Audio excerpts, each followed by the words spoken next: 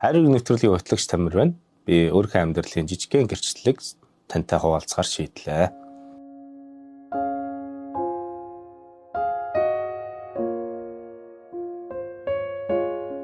Ганцаардмал дээрэс нь их азгүй хүн гэж өөрийгөө боддог байсан. Христэд итгэхээс өмнө л доо. За анх 12 настайд анх Христийн сумд очиод магтаал сонсоод өнгөрсөн.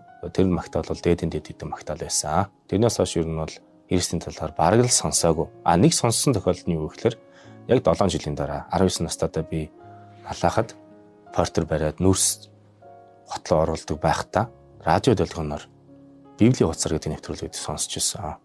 Тэгээд яг би тэрийг ойлгоо сонсоогүй. Зүгээр л Библийг ингэж ярьж болд юм байна. Энэ нь одоо нээлттэй юм багтаа гэсэн тийм гайхшрал их төрж байсан.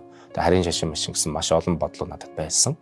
Тэгээд 19 тад бол радиогоор Библийг сонсч байсан. 22 настай байхдаа эргээд чуулганд очих болсон. Тэгээд чуулганд очих шалтгаан нэг инээдтэй архи уух гэж очсон. Маа нэг найз цоглааны байрыг ашиглая гэсэн. Яаж юу гэхээр зүгээр ууж иддэг газар болгоё. Очсон.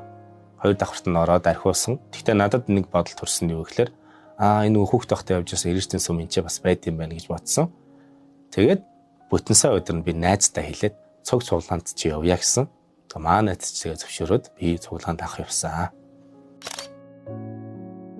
Орны тав сонсогч танд хайрын нэвтрүүлгийн цоо шинхэн дугаар.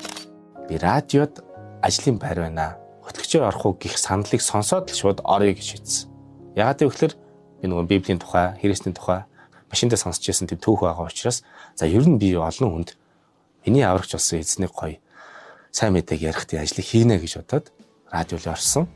Тэгээд радиод ажилласан энэ хугацаанд миний амьдралд сүнслэг өөрчлөлт, сүнслэг өсөлт маш их явагдсан.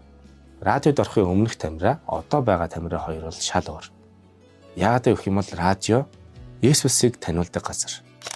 Тэгээд орой минь дөргийн коммент хийхээр манайхаар өнөөдөр сэдвтэй хамт байна. Радиогийн нэвтрүүлгүүд чинь хөрс хөдөлдөг ажил гэж би өвдөө итгэдэг.